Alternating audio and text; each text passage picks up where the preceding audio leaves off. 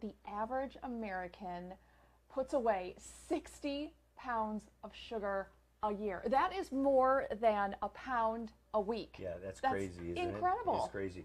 And you know, the thing is, sugar is everywhere, right?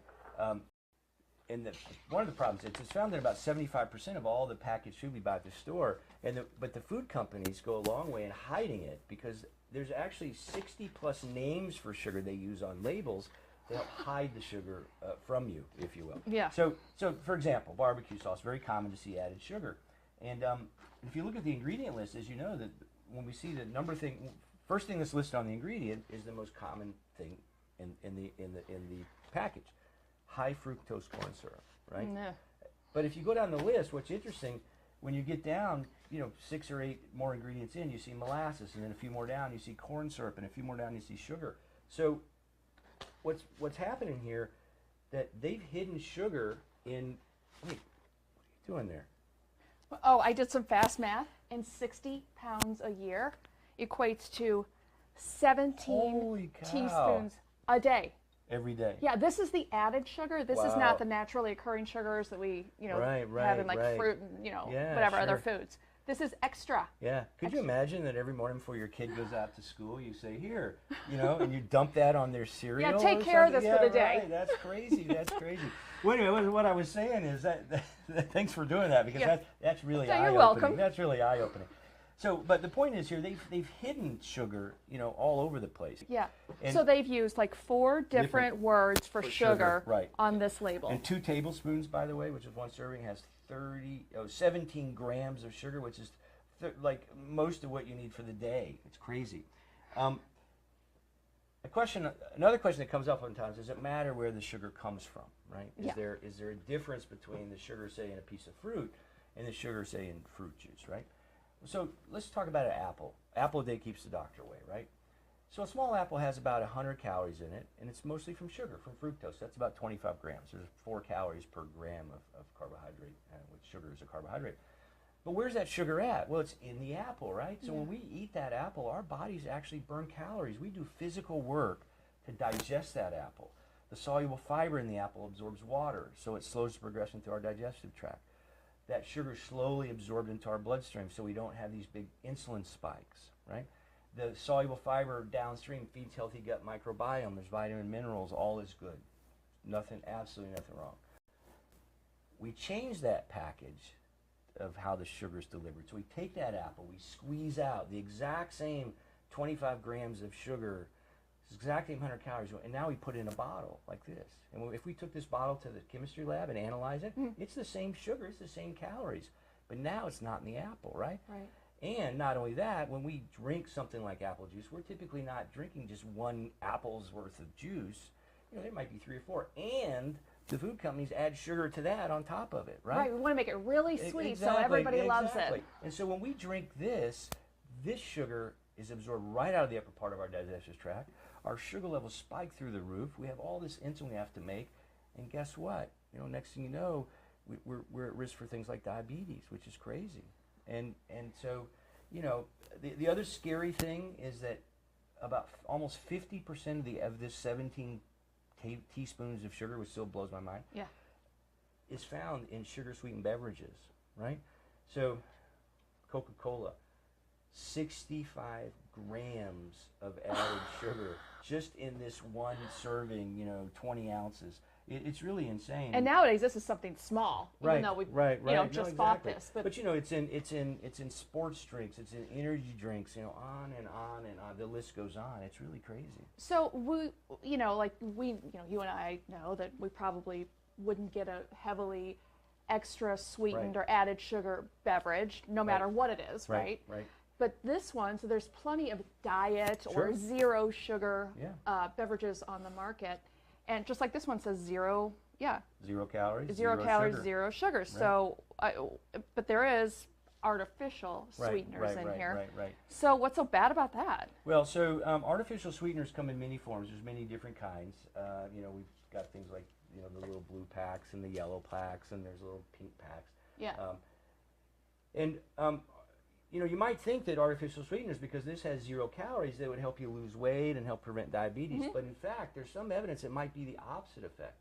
And the reason is when we taste something sweet, the receptors in our tongues sense that, and it sends a signal to our brain to expect some calories to come behind, right? Right. And that starts to generate some hormones which start to suppress our appetite. Which is what we want. Exactly.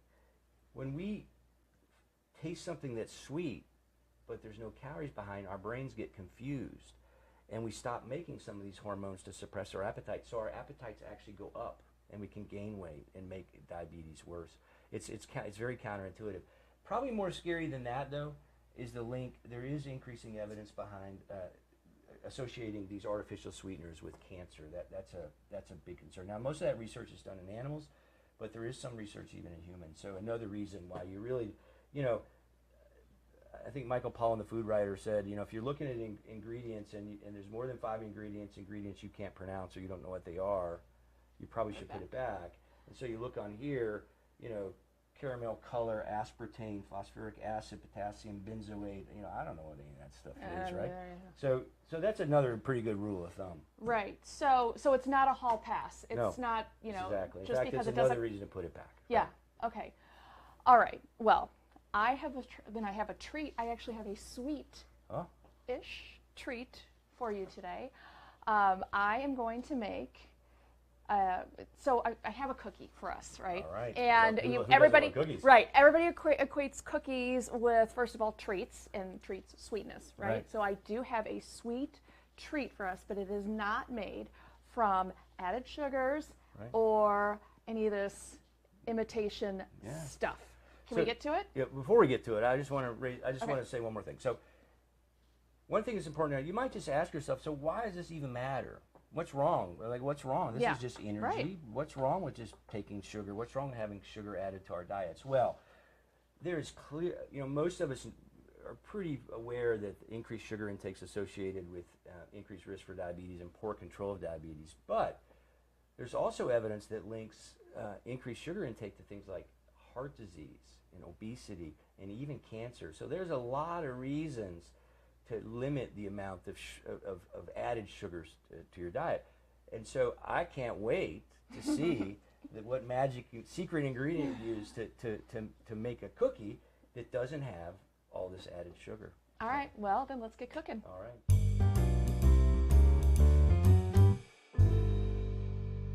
Okay, so this is one of those don't blink or you're going to miss it.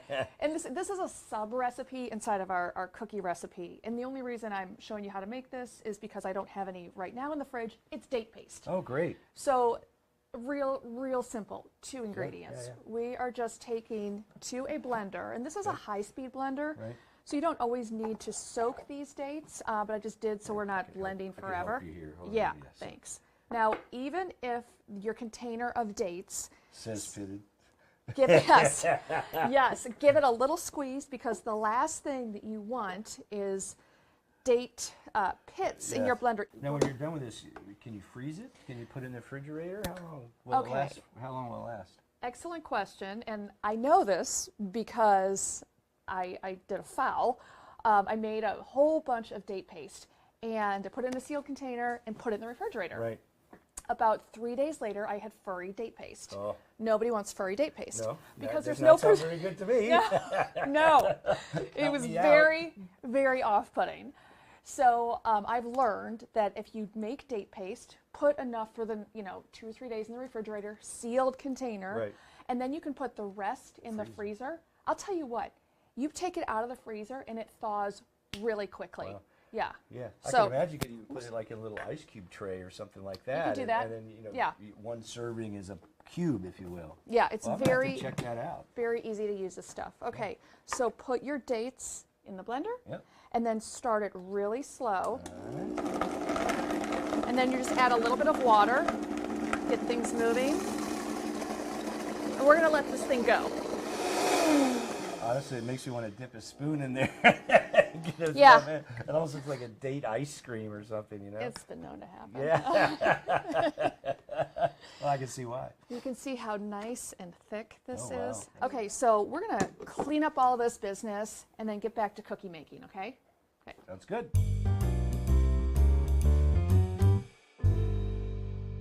Okay, Okay, this is my 1 bowl dump, smush, bake breakfast cookies. All right. You ready? I'm ready. Okay, we're going to start off with a ripe banana. So we know that ripe bananas are very sweet, so that's also going to help sweeten up our cookies. And get in there. Now you can, if you want to use a fork and mush these. Potato masher or something Potato like that. masher, but why? Well, you like the dump and mush as opposed to dump and mash. That's right. That's right. That's right. I really want to get in there with my food, and this would be great to have your kids help you out with, right? So but that's why I'm wearing the gloves today. Okay, now because I don't cook with any oil, also we're going to do 1-to-1 with applesauce. Right.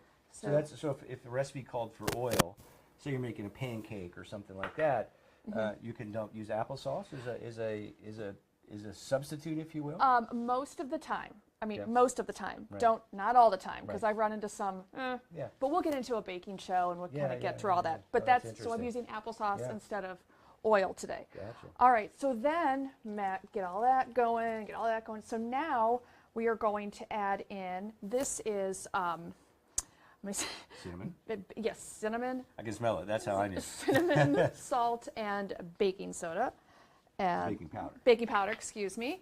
And we're going to add in, this is oat flour. Now, I gotta say, I encourage people to not buy oat flour. Just take regular oats, dump them into a dry blender, and run it. Oh wow! So you can just take like even like a spice grinder, right? Oh, for sure. You just want a little bit. You just put rolled oats and then hit it, and now you've got. And brilliant. I keep mine and just. How come you never told me that before? Well, you gotta pay attention. You gotta pay attention.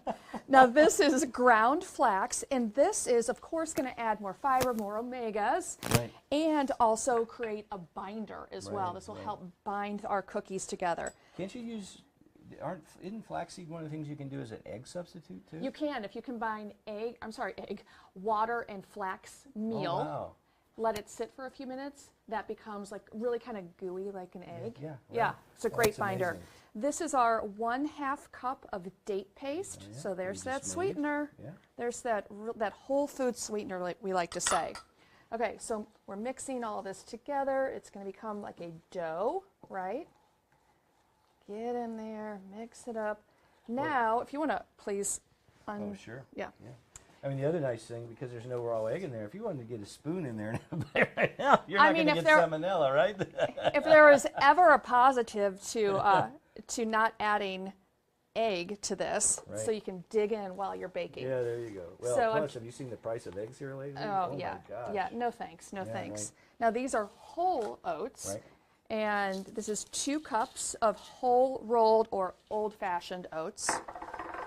And here's the thing also, as you are mixing this up, the oats will, just like the oat flour and the flax meal, it will start to really soak up the liquid in here, right? So, just take your time. We're in no hurry to get over to that oven, and it will start to thicken up, in just a minute or so, because again, those oats are very porous and they're just really soaking up the liquid of the applesauce and really the banana too. Okay, so now it's getting nice and thick, right? And if you just let this sit, if you let this sit for about 5 minutes, it would become nice and thick. Now, can you put it in the refrigerator if you want to help ferment up quicker? You can, sure you could. Now here's the thing, everybody has different brands of oats and different, we all have different brands that we like. And if you find that you're not really thickening up, right? I guess that's the word, thickening up as much as you would like to, it's still a little bit runny, then just go ahead and add in a little bit more oat flour or some more oats. Just kind of play with it a little bit. Because you want it to be nice and thick. You want these cookies to, And what kind of consistency are you looking for? Just something that's really, that's not going to fall apart. It doesn't need to be really thick, like if we're making a burger, it doesn't need to be. Right. But this is actually looking really pretty good. Okay, good. All right, so let's add in some walnuts. Now this is optional, but it gives you a little boost of omega-3s, a little bit more fat. It's going to be like a whole fat, right? And also fiber. Yes, fiber. Now, I have to add a little bit of chocolate. Yeah, of course.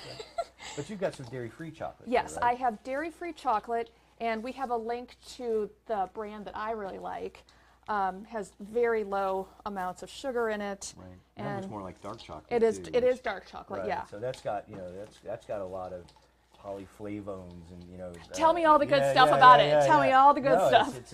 It's a very potent antioxidant, actually, dark chocolate, and has a lot of health benefits. So nothing wrong with that. All right. All right. And I didn't really add a whole lot, but No. now that I'm Nothing- like trying to nothing wrong with qualify that. that I Trying put to chocolate justify. in this. Okay. But you did it. You hit all the right boxes. So it's dairy free. Uh-huh. It's dark chocolate. So you get a pass.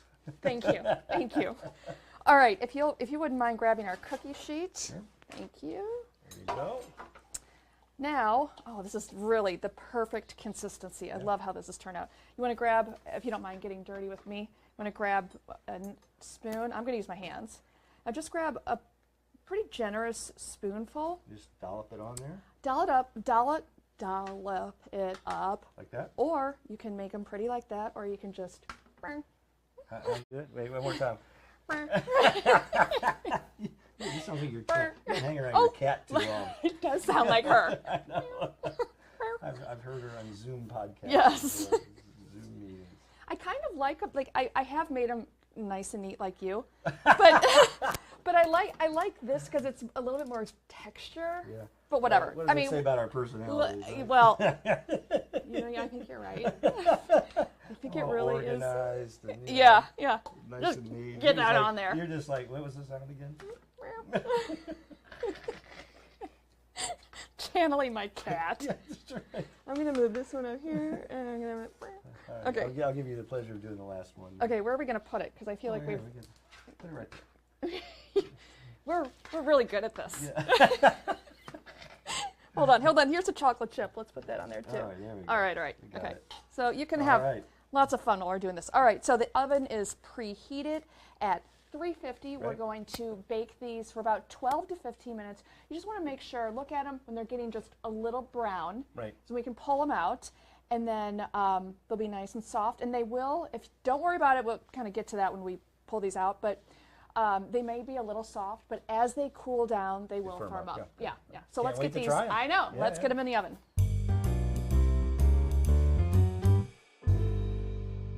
Don't you love the way the kitchen smells when there's fresh cookies? Oh, my I God, yeah, know. that's so good. Okay, are we ready to dig in? Well, I have one question before Yeah. we do that. What happens if you don't have dates in your kitchen and you want to make something like this? Are there other sweeteners you might use? Yeah, the only other sweetener I would probably put in this would be maple syrup. Yeah, that makes And sense. that's still the same half cup, I believe, Right. we used in So it'd be a here. one-on-one kind of thing. Yeah. But I could see that using dates because again we talked about the apple and the apple juice earlier. The dates are the whole package. Right. The package the sweetener comes in has fiber and all that. Where if you're using maple syrup, it's just really the sweetness. So Right. that So makes- dates really are the way to Yeah, go. that makes sense. Well, let's dig in. Okay. Can't wait. Very good. Really good. Amazing.